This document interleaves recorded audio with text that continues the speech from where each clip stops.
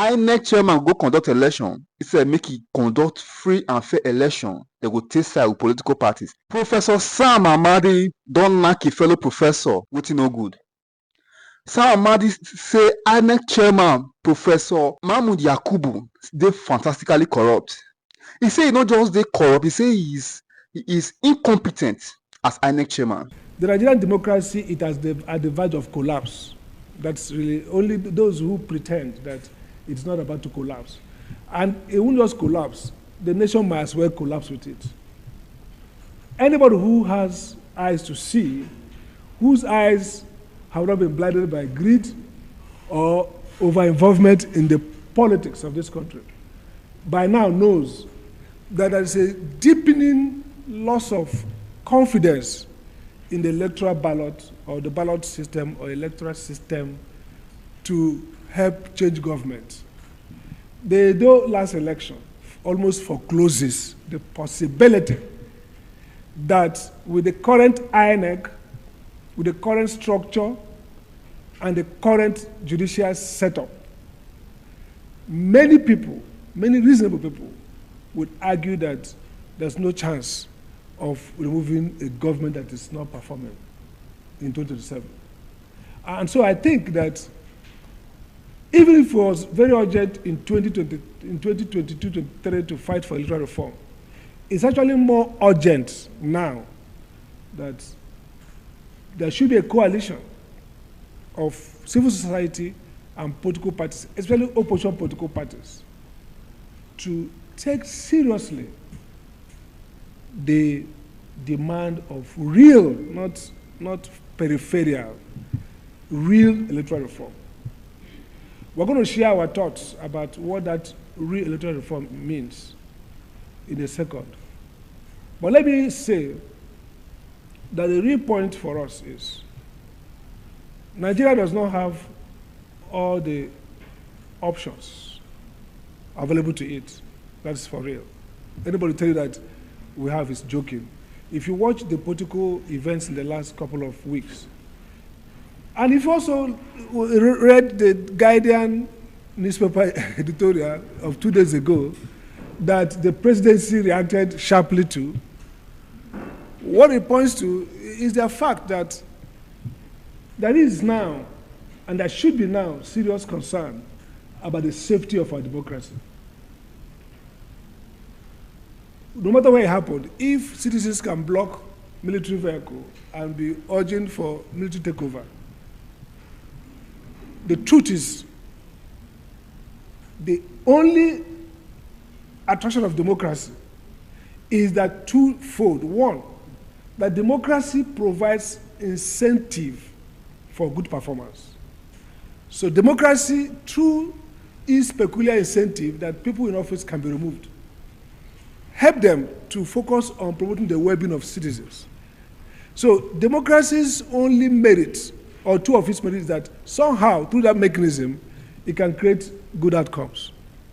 The second merit of democracy is that democracy can stabilize a polity. So if people are disputing on the right to govern and have free and fair process, then they will not invest in self-help and violence. They will invest in strategy to convince the people to keep an eye on the governing elite, to criticize them, so that they too will replace them through peaceful process. And that's what the Constitution talks about, democratic, that nobody should take over power except by democraticness. So if elections are no longer free and fair, if there's no longer confidence that the electoral system can allow you to change government peacefully, what will happen? Citizens will resort to unconstitutional means of getting to power. It's simple.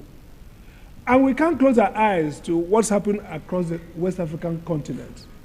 That we are surrounded by countries that failed to have free and fair election, and the result was military rule. That's a fact.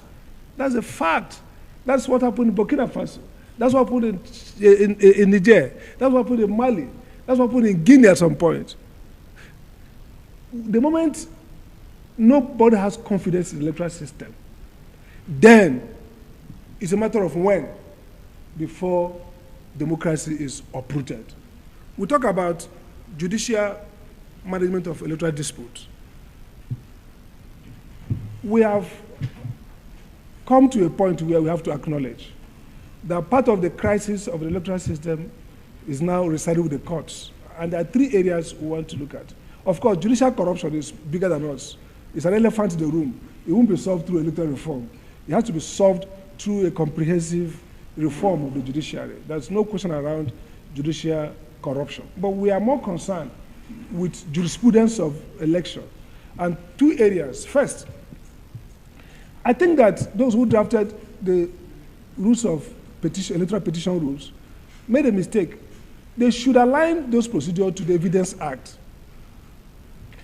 We have seen cases where, for example, you ask somebody to front load all evidence, he's going to use all the everything, and he has 12 days after election to go and file the petition. And INEC will not give him the documents. If he doesn't file it, no case. He goes and files it, and it turns out that maybe after filing it, the court gives an order asking that INEC should produce report. INEC produce it, the court receive it, and then they said, no, it was not filed before. What kind of nonsense is that? A court ordered evidence, and the evidence came. That was the case of Kogi. So there's no need to realign the evidence procedure for election cases. Elections are like any other cases. There should be no reason why courts should overlook clear evidence of electoral malpractices under a very perverse technical rule. Secondly, judicial officers should issue judicial directions. Why should you have INEC, IREV? Results on IREV shows collected in real time, shows that this party scored 4%. IREV is supposed to be, as the court said, Supreme Court says, oh, IREV is not a collection system, but that's true. But what's the IREV? IREV is a system that gives you proof of actual counting, because they count at the polling unit, they sign off, is that also, and they upload. Collection then happens, and somehow you overlook the real-time capture of the actual result and use the many hours, many days collation with alterations and mutilations on paper. I have not seen where that happens. Now think about elections even in India, bigger than us. In a day, results are out. It's electronically transmitted, real time. People know the result. In the US today, maybe how the result will go, we don't know. It may be midday, before 10 hours, before 5 hours voting started, they will declare result. There's no magic about this. How can you overlook the result captured real time? And then you allow results captured hours after with biro. I have seen something like that. So I think there's need for judicial direction that says, look, the whole essence of election petition is to restore credibility back to voters. It's not for judges to do fanciful sorcery to declare winner or no winner. It's simply for the courts to say, get us back to where the voters voted. It's not the court who elect candidates. So there must be the need now for judicial officers, the Chief Justice of the Federation, or the Federal High Court, or the Court of Appeal, to issue the right directive to judges. Your job, you can't see the clear, if you see clear result, that's what it is. And the reason IRF should, by law, be made to be determinative. Results are collected from polling units, they are posted, and that's the result. There's no ritual of, imagine what's called collection. People will now carry with leg, go to local government capital, go to state capital. You go to five stages, then finally somebody will count it, decide whether he will accept or not, and then will declare whatever he likes. Then 2 days, 4 days after, INEC starts reposting IRF. I mean, that's ridiculous. In the election today, results finished, they are still changing IRF. They're changing IRF. So what mockery is this? So I think this is now time to deal with this once and for all. And don't forget where we're starting from. Anybody deceiving you that this country is not at the verge of collapse is a joker. Any country who says that if we continue this election to 2027, we will remain a country is joking. I can tell you that, there's something that happened in the Bible, some of us who are Christians, it says, Jesus was telling, it says, if the things that were done, we were doing, it's not enough. It's not what was done in Sodom and Gomorrah, that they were wiped off. So how dare you think you will survive? The things that made Burkina Faso, Mali, Niger collapse are not more than what we are doing today to ourselves. So somehow we wish that if we issue a press statement, we will divert the tragedy. That is wrong. The final, no, go back. So we talk about judicial management. And again, that's another one I missed out, is around, so the final point we wanted to talk about is, apart from INEC, yes, we talk about the primary process, and then, just 1 second to get, so yes, then electoral finance, I didn't mention about campaign finance. Abuja School went to court and got an order that INEC should issue directives for campaign finance. We saw the debate over Aisha Yusuf and the Labour Party, whether their records are good or not. Now, these confusions abide because there's no guideline, comprehensive guideline for campaign finance. We are taking over with INEC. We won the case at the High Court. INEC has no guideline. INEC is doing nothing. INEC is only doing election. The day of election, they rig it and go home and call civil society again to talk about planning for the next one. Everything they ought to do, they never do. INEC is not just corrupt, it's incompetent, thoroughly.